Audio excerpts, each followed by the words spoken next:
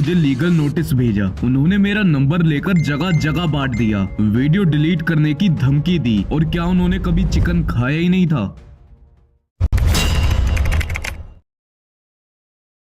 पिछले कुछ दिनों में मेरे साथ काफी कुछ हुआ, जैसे लीगल नोटिस आना, 3 वीडियो पर स्ट्राइक आना और सौरभ जोशी की साइड से रेगुलर धमकी आना और ऐसी बहुत सारी बातें जो इस वीडियो में बताऊंगा। सो प्लीज वीडियो को एंड तक जरूर देखना।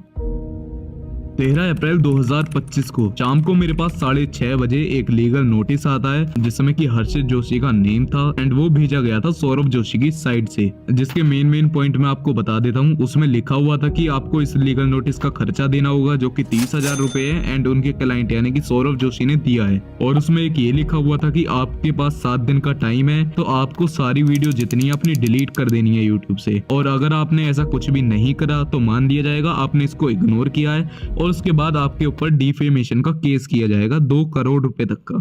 तो इस लीगल नोटिस के बाद मेरे को कुछ चीजें समझ आई कि जैसे कि अगर कोई भी यूट्यूबर इनके ऊपर वीडियो बनाता है, बड़े बड़े यूट्यूबर के ऊपर कोई भी एक्सपोज वीडियो बना दी या फिर कोई ऐसी वीडियो बना देता है जिसमें कि वो बुरी तरह से एक्सपोज हो जाए, तो उसके बाद यही सब होता है। उस बंदे की आवाज को दबाया जाता है और चैनल को डिलीट करने की पूरी कोशिश की जाती है, वो भी अभी आपको मैं आगे बताऊंगा।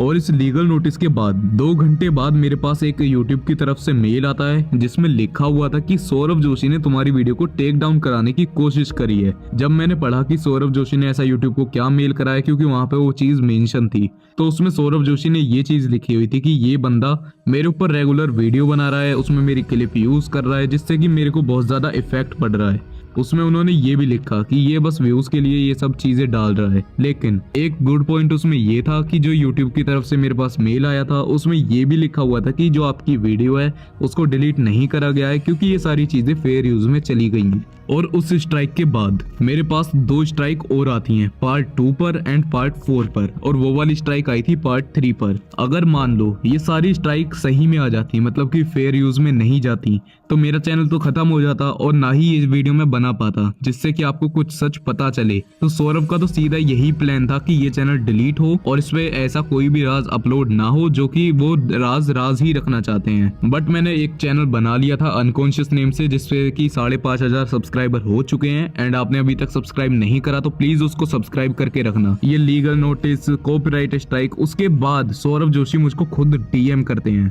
लेकिन डीएम से पहले मैं आपको एक चीज बताना चाहूंगा। अब जैसे कि पायल जोन हो गई या फिर कोई ऐसा बंदा हो गया जो सौरभ जोशी को खूब रोस्ट कर रहा है, मतलब गाली दे के कर रहा है, तो उनके पास ये लीगल नोटिस स्ट्राइक क्यों नहीं जाती हैं?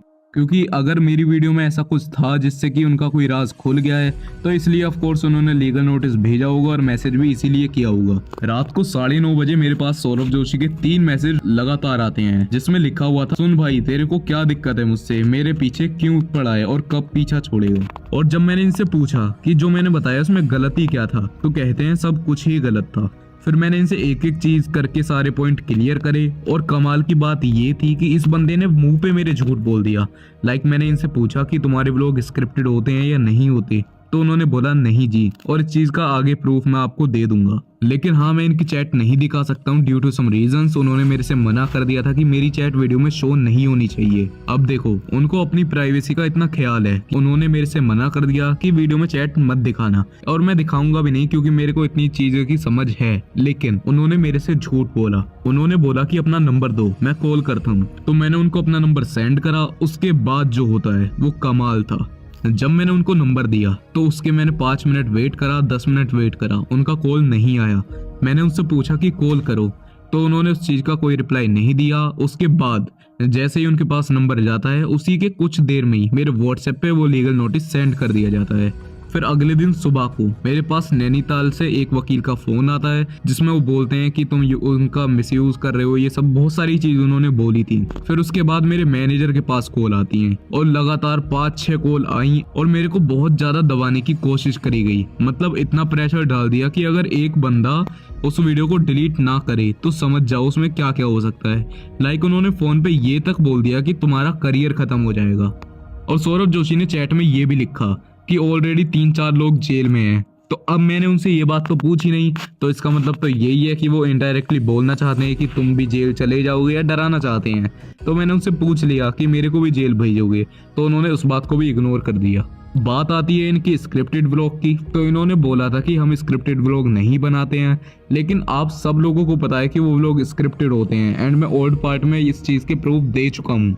और जो लोग बिल्कुल नए व्यूवर हैं, अभी मेरे चैनल पे पहली बार विजिट कर रहे हैं, उनके लिए ये 2 प्रूफ मैं दिखा देता हूँ। बाकी जिन्होंने ये देखे हुए हैं वो स्किप करके आगे की बात जरूर सुन लेना। इस व्लॉग में इन्होंने अपने पूर्व और वर्तमान के कंटेंट को चैलेंज दिया कि इनके हाथ में हथकड़ी को बांध दिया जाएगा जब तक कि ऑफिशियली वो ओपन नहीं कर देते हैं उसको। लेकिन सबसे पहले हथकड़ी पीयूष के लेफ्ट हैंड में थी और कुणाली के राइट हैंड में थी। उसके बाद पीयूष के राइट हैंड में, कुणाली के लेफ्ट हैंड में, फिर दोनों के राइट हैंड में, फिर दोनों के लेफ्ट हैंड में, उसके बाद दोनों के राइट हैंड में, फिर पीयूष के लेफ्ट हैंड में आई, कुणाली के राइट हैंड में आई, फिर दोनों के लेफ्ट हैंड में आ गई, फिर पीयूष के लेफ्ट हैंड में और कुणाली के राइट हैंड में आई। यानी कि कम से कम 7 बार इन्होंने हथकड़ी को चेंज करा और 2 बार इन्होंने व्लॉग में बताया था कि हम हथकड़ी को खोल रहे हैं, क्योंकि एक बार तो उनको पढ़ाई करनी थी और एक और बार कुछ रीजन था, वो आप व्लॉग में देख लेना जाके। इसका दूसरा प्रूफ ये है कि 13 सितंबर को ये वाला व्लॉग डालते हैं जिसमें किसी ने इनको एक गिफ्ट भेजा था। और हाँ, कैमरा जो चल रहा था उसको पीयूष चला रहा था, लेकिन जब ये इस बॉक्स को ओपन करते हैं तो थोड़ी सी पैक ओपन होने के बाद आपको कैमरे में क्लियर दिख रहा होगा कि ये किस चीज का बॉक्स है, तो ऑफ कोर्स पीयूष को भी वो चीज दिखेगी, लेकिन वहां पर कोई रिएक्शन नहीं आता है। उसके बाद जब वो थोड़ा और ओपन हो जाता है तो कुणाली ने भी नजर मार ली थी, लेकिन उसने भी कोई रिएक्शन नहीं दिया। फिर सौरभ जोशी ने खुद देख लिया था कि उसके अंदर किस चीज का बॉक्स है, लेकिन जब वो पैक पूरा खुल जाता है उसके बाद इनका ये फेक रिएक्शन आप देख सकते हो।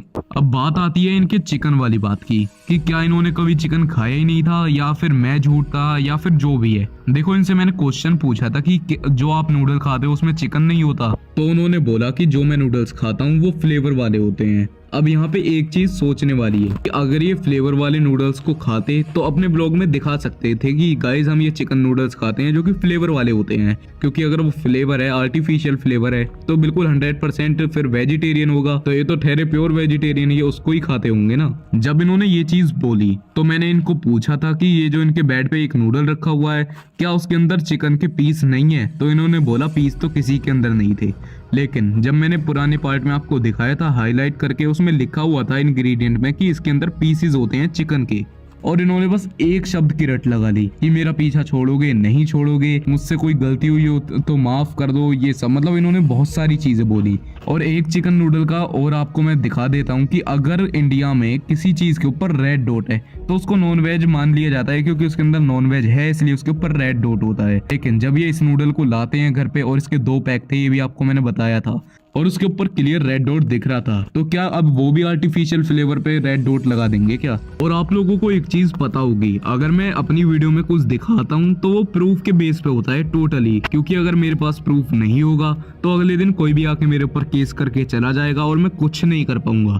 अब जैसे कि आप एक ये वाली वीडियो देखो, मैम के वहाँ कहाँ हाँ मैंने देखा था, कल ही तो देखा था मैंने आपका ब्लॉग, कल ही देखा मैंने। वीडियो बना रहे हो क्या? नहीं, हाँ फोटो भी, वीडियो मत बनाना प्लीज़, यहाँ पे सर्च चीज़ का वीडियो। अब यहाँ पे बॉबी भैया और सौरभ जोशी एक फिश की दुकान पे खड़े थे, जब ही उनके सब्सक्राइबर वहाँ पे पहुंच जाते हैं। सौरभ जोशी का एक रिएक्शन आता है जहाँ पे वो बोलते हैं कि कैमरा बंद कर दो, ये थोड़ा सा साइड में रखा है ना।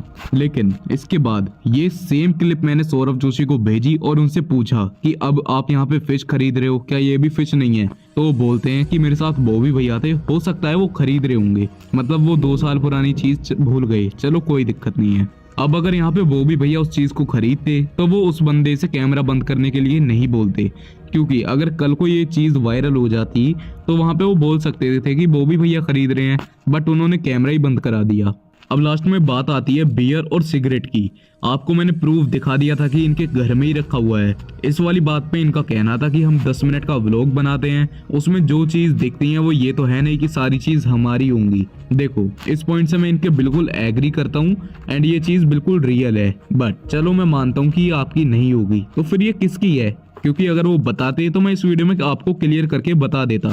तो इसका उन्होंने कोई भी रिप्लाई नहीं दिया। अब ऐसा नहीं है कि वो रिप्लाई नहीं दे रहे थे या फिर भाग गए थे, वो रेगुलर मेरे को मैसेज कर रहे थे और मैसेज में कुछ और ही बोल रहे थे। मैसेज में बोल रहे थे कि मेरा पीछा छोड़ोगे नहीं छोड़ोगे, यस और नो बताओ, बस यही बोलते रहे वो एंड तक। एंड उस चीज को उन्होंने बिल्कुल इग्नोर मार दिया। तो अब इससे मैं क्या सोचूंगा कि वही पी रहे होंगे।